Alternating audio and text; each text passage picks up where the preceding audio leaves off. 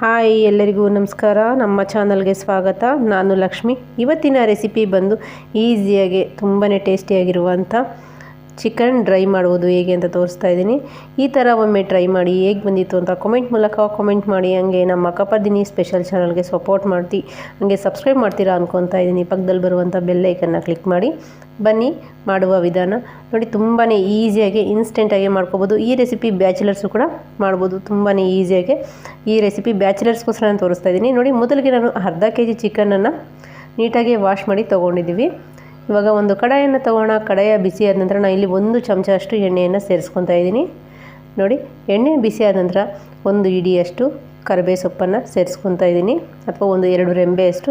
ಚೆನ್ನಾಗಿ ಡ್ರೈ ಮಾಡ್ಕೊಳ್ಳೋಣ ಕರಿಬೇ ಸೊಪ್ಪು. ಚೆನ್ನಾಗಿ ಡ್ರೈ ಆದ ನಂತರ ನಾವಿಲ್ಲಿ ಚಿಕನ್ ನೀಟಾಗಿ ವಾಶ್ ಮಾಡಿ ತೊಗೊಂಡಿರುವ ಚಿಕನನ್ನು ಕೂಡ ಸೇರಿಸ್ಕೊಂಡು ಚೆನ್ನಾಗಿ ಫ್ರೈ ಮಾಡ್ಕೊಳ್ಳೋಣ.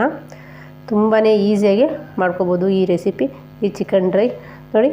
ಚೆನ್ನಾಗಿ ಕಲರ್ ಚೇಂಜ್ ಆಗಿದೆ, ಅಲ್ಲಿ ತನಕ ಫ್ರೈ ಮಾಡ್ಕೊಳ್ಳೋಣ. ಫ್ರೈ ಆದ ನಂತರ ಇವಾಗ ನಾವು ಒಂದು 10 ನಿಮಿಷ ಫ್ರೈ ಮಾಡ್ಕೊಂಡಿದ ನಂತರ ನಾನಿಲ್ಲಿ 2 ಮೀಡಿಯಮ್ ಸೈಜ್ದು ಬೆಳ್ಳುಳ್ಳಿಯನ್ನು ಸಿಪ್ಪೆ ತೆಗೆದು ನೀಟಾಗಿ ಸುಲಿದಿರುವಂಥ ಸಿಪ್ಪೆ ತೆಗೆದು ಬೆಳ್ಳುಳ್ಳಿನ ಕುಟ್ಟು ಬಿಟ್ಟು ಸೇರಿಸ್ಕೊತಾ ಇದ್ದೀನಿ, ಅಥವಾ ಜಜ್ಜಿ ನೋಡಿ.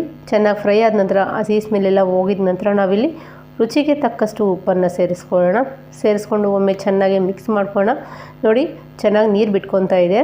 ಇವಾಗ ಪ್ಲೇಟನ್ನು ಮುಚ್ಚಿ ಒಂದು 10ರಿಂದ 15 ನಿಮಿಷ ಚೆನ್ನಾಗಿ ಬೇಯಿಸ್ಕೊಳ್ಳೋಣ ಚಿಕನನ್ನು ನೋಡಿ. ಚೆನ್ನಾಗಿ ನೀರು ಬಿಟ್ಟಿದೆ. ಈ ಟೈಮಲ್ಲಿ ನಾವು ಒಮ್ಮೆ ಚೆನ್ನಾಗಿ ಮಿಕ್ಸ್ ಮಾಡ್ಕೊಳ್ಳೋಣ ನೋಡಿ. ಚೆನ್ನಾಗಿ ಮಿಕ್ಸ್ ಆಗಿದೆ. ಇವಾಗ ನಾವು 1 ಮೀಡಿಯಮ್ ಸೈಜ್ದು ಈರುಳ್ಳಿ ಸಣ್ಣದಾಗಿ ಕಟ್ ಮಾಡಿ ಸೇರಿಸ್ಕೊಳ್ತಾ ಇದ್ದೀವಿ. ಇವಾಗ ಚೆನ್ನಾಗಿ ಒಮ್ಮೆ ಮಿಕ್ಸ್ ಮಾಡ್ಕೊಳ್ಳೋಣ. ಚೆನ್ನಾಗಿ ಈರುಳ್ಳಿ ಮತ್ತು ಚಿಕನ್ ಚೆನ್ನಾಗಿ ಫ್ರೈ ಆಗಬೇಕು, ಅಲ್ಲಿ ತನಕ ಫ್ರೈ ಮಾಡ್ಕೊಳ್ಳೋಣ ನೋಡಿ. ಚೆನ್ನಾಗಿ ಫ್ರೈ ಆಗಿದೆ. ಒಂದು 5 ನಿಮಿಷದ ನಂತರ ನಾವಿಲ್ಲಿ ಸಣ್ಣದಾಗಿ ಕಟ್ ಮಾಡಿ ತೊಗೊಂಡಿರುವಂಥ ಹಸಿರು ಮೆಣಸಿನ್ಕಾಯಿನ ಸೇರಿಸ್ಕೊತಾ ಇದ್ದೀವಿ. ಹಸಿರು ಮೆಣಸಿನ್ಕಾಯಿ ಸೇರಿಸ್ಕೊಳ್ಳೋದ್ರಿಂದ ಒಳ್ಳೆ ಟೇಸ್ಟ್ ಬರುತ್ತೆ ಈ ಚಿಕನ್ ಡ್ರೈಗೆ. ಒಂದು ವೇಳೆ ನಿಮಗೆ ಹಸಿರು ಮೆಣಸಿನ್ಕಾಯಿ ಬೇಡ ಅಂದರೆ ಸ್ಕಿಪ್ ಮಾಡಿಕೊಂಡು ಕಂಪ್ಲೀಟಾಗಿ ನೀವು ಅಚ್ಚಕಾರದ ಪುಡಿಯನ್ನು ಉಪಯೋಗಿಸ್ಕೋಬೋದು ನೋಡಿ. ನಾನಿಲ್ಲಿ ಒಂದು 7ರಿಂದ 8 ಹಸಿರು ಮೆಣಸಿನ್ಕಾಯಿನ ಕಟ್ ಮಾಡಿ ಸೇರಿಸ್ಕೊಂಡು ಒಂದು ಪ್ಲೇಟನ್ನು ಮುಚ್ಚಿ ಒಂದು 5 ನಿಮಿಷ ಫ್ರೈ ಮಾಡ್ಕೊಂಡಿದ್ದೀನಿ. 5 ನಿಮಿಷದ ನಂತರ 1 ಚಮಚ ಅಷ್ಟು ಪೆಪ್ಪರ್ ಪೌಡರನ್ನು ಸೇರಿಸ್ಕೊಂಡು ಚೆನ್ನಾಗಿ ಮಿಕ್ಸ್ ಮಾಡ್ಕೊಳ್ಳೋಣ ನೋಡಿ.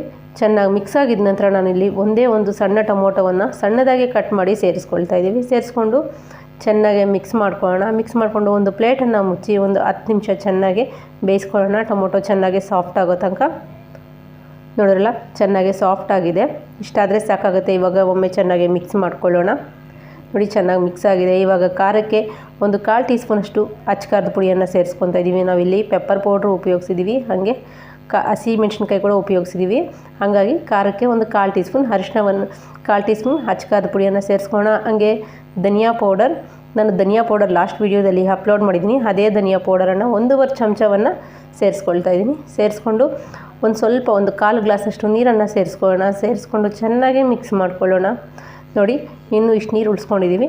ಮತ್ತು ಚೆನ್ನಾಗಿ ಮಿಕ್ಸ್ ಮಾಡಿಕೊಂಡು ಒಂದು 5ರಿಂದ 10 ನಿಮಿಷ ಚೆನ್ನಾಗಿ ಡ್ರೈ ಮಾಡ್ಕೊಳ್ಳೋಣ ಚಿಕನ್ನ ನೋಡಿ. ಚೆನ್ನಾಗಿ ಡ್ರೈ ಆಗಿದೆ. ಇವಾಗ 1 ಅಥವಾ 2 ಗ್ಲಾಸನ್ನು ನೀರನ್ನು ಸೇರಿಸ್ಕೊಂಡು ಇವಾಗ ಚೆನ್ನಾಗಿ ಕುದಿಸ್ಕೊಳ್ಳೋಣ. ಚಿಕನ್ ಸಾಫ್ಟಾಗಿ ಬೇಯೋ ತನಕ ಕುದಿಸ್ಕೊಳ್ಳೋಣ. ಅದರ ನಂತರ ನಾವಿಲ್ಲಿ ಸಣ್ಣದಾಗಿ ಕಟ್ ಮಾಡಿ ತೊಗೊಂಡಿರುವಂಥ ಕೊತ್ತಂಬರಿ ಮತ್ತು ಪುದೀನ ಸೊಪ್ಪನ್ನು ಸೇರಿಸ್ಕೊಂಡು ಪ್ಲೇಟನ್ನು ಮುಚ್ಚಿ ಒಂದು 10ರಿಂದ 15 ನಿಮಿಷ ಚೆನ್ನಾಗಿ ಡ್ರೈ ಮಾಡ್ಕೊಳ್ಳೋಣ ನೋಡಿ. ಚೆನ್ನಾಗಿ ಕುದೀತಾ ಇದೆ, ಸಾಫ್ಟಾಗಿ ಬೆಂದಿದೆ ಕೂಡ ಚಿಕನ್ನು. ಇವಾಗ ಸ್ಟವನ್ನು ಆಫ್ ಮಾಡಿ ಒಂದು ಬೌಲ್ಗೆ ಸರ್ವ್ ಮಾಡ್ಕೊಳ್ಳೋಣ ನೋಡಿ. ಕಂಪ್ಲೀಟಾಗಿ ಮಿಕ್ಸ್ ಆಗಿದೆ, ಎಲ್ಲೂ ನೀರಿನ ಅಂಶ ಇಲ್ಲ. ಇಷ್ಟಾದರೆ ಸಾಕಾಗುತ್ತೆ ನೋಡಿದ್ರಲ್ಲ.